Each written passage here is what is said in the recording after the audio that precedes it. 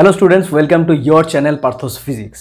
তো এই ভিডিও থেকে আমি ঠিক করেছি যে এইচসি ভার্মার যত প্রবলেম রয়েছে সেইটাকে নিট আর জেই হিসাবে প্রথমে ডিফারেন্স করব, মানে কোনটা নিটের কোশ্চেন হতে পারে আর কোনটা জেইর কোশ্চেন হতে পারে। তারপর আমি ধীরে ধীরে করে নিটের স্পেসিফিক ভিডিও বানাবো এইচসি ভার্মার কোশ্চেনের ওপরে এবং জেইর স্পেসিফিক ভিডিও বানাবো এইচসি ভার্মার কোশ্চেনের ওপরে। ওকে, তো আজকে আমি শুরু করছি রেস্ট অ্যান্ড মোশন মানে কাইনেমেটিক্সের এক্সারসাইজ 1 থেকে। তো এক্সারসাইজ 1-এর যে অঙ্কটা সেটা হচ্ছে একটা নিট টাইপের অঙ্ক।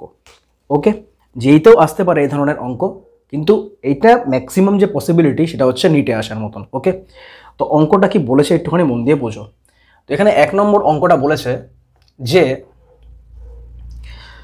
এ man has to go 50 metre due north. তো প্রথমে আমি এঁকে নিচ্ছি, ঠিক আছে।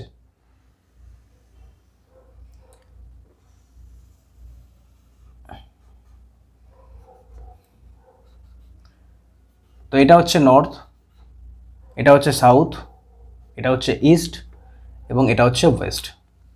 তো এখানে বলেছে a man has to go 50 metre due north, অর্থাৎ উত্তর দিকে একজন মানুষ চলে যায় 50 মিটার। তো মনে করো এইখান থেকে মানুষটা যাত্রা শুরু করে, এটা হচ্ছে এ পয়েন্ট। তো এ থেকে যাত্রা শুরু করে ও যায় হচ্ছে 50 মিটার পর্যন্ত। তো এটা মনে করো বি পয়েন্ট। তো এখানে এ বিটা হচ্ছে 50 মিটার।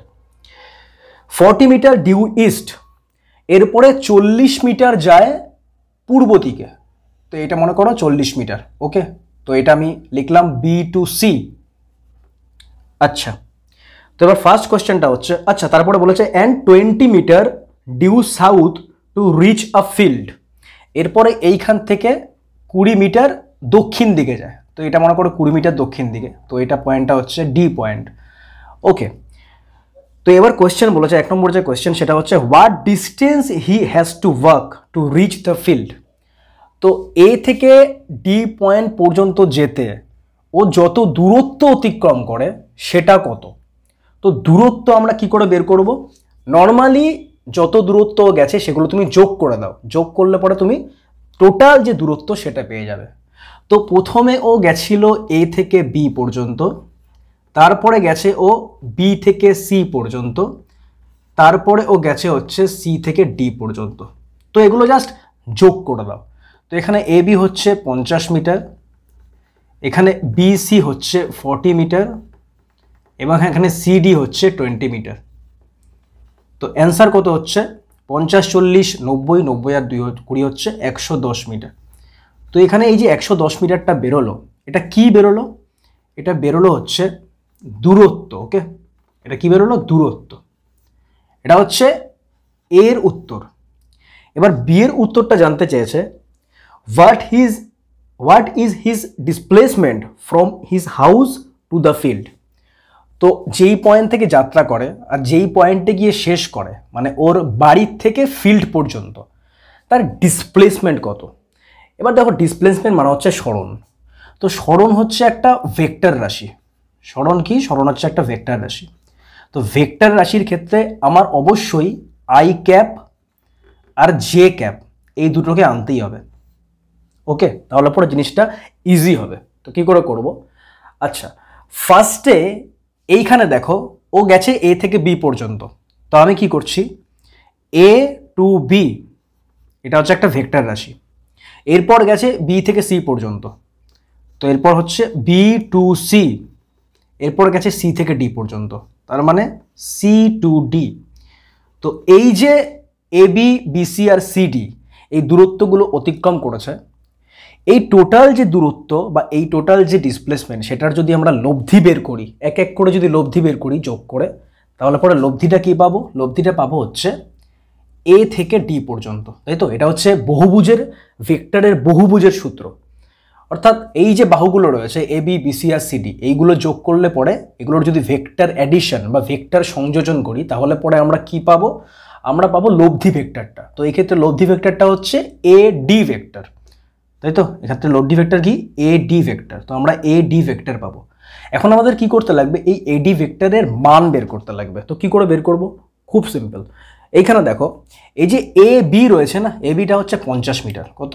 এটা হচ্ছে 50 মিটার। তো এটাকে আমি কি লিখতে পারি, এটাকে লিখতে পারি আমি 50 জে ক্যাপ। কেন জে ক্যাপ? কারণ ওয়াই অ্যাক্সিস বরাবর রয়েছে এটা, তো এই জন্য যে ইউনিট ভেক্টর হবে সেটা হবে জে ক্যাপ।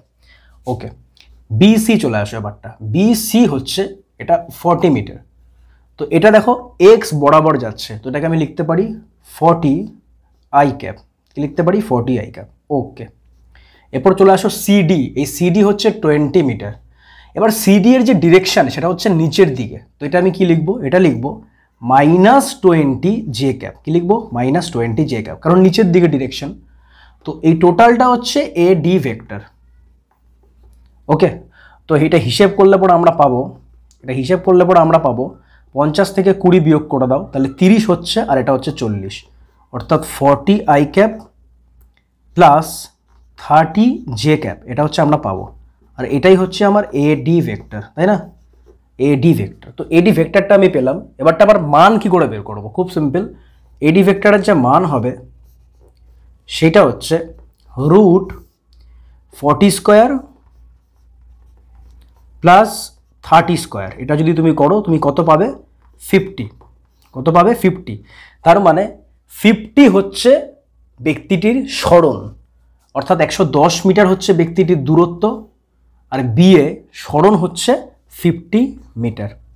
ওকে, আচ্ছা, এবার এখানে যদি ডিরেকশন বের করতে চাই, দিক বের করতে চাই, তাহলে সেটা কি করে বের করব? দেখো এখানে এ ডি যেটা রয়েছে, দিক এখানে দেওয়া নেই, তবু আমি বের করে দিচ্ছি। যেহেতু সরণ একটা ভেক্টর রাশি, তো এর মানের পাশাপাশি দিকও তো থাকবে। তো এখানে দেখো দিকটা কি করে বের করব? অ্যাঙ্গেলের সাহায্যে। তার মানে এই যে দিকটা সেটা হচ্ছে থিটা। তো এখন ট্যান থিটার যে ভ্যালু হবে সেটা কত হবে? দেখো ট্যান থিটার ভ্যালু হবে, এখানে কি রয়েছে? 40 আই ক্যাপ 30 জে ক্যাপ, তাই না? তো অর্থাৎ এখানে 30টা ওপরে লেখো আর 40টা লেখো নিচে। তো এখানে কত হচ্ছে? 3/4, তাই না? অর্থাৎ থিটার যে ভ্যালু বেরোচ্ছে এখান থেকে সেটা হচ্ছে ট্যান ইনভার্স 3/4। কত বেরোচ্ছে? Tan inverse 3/4। এবার এইটা হচ্ছে এই থিটা। তবে এই থিটাটাকে কি লিখতে পারি? এটাকে আমি লিখতে পারি, দেখো এটার ভ্যালু হবে কত? এটার ভ্যালু হবে হচ্ছে তোমার, বলে দিচ্ছি আমি, 3, 3, 4, হ্যাঁ 37 ডিগ্রি। ওকে, 37 ডিগ্রি হচ্ছে এর ভ্যালু। তো আমি কি লিখতে পারি?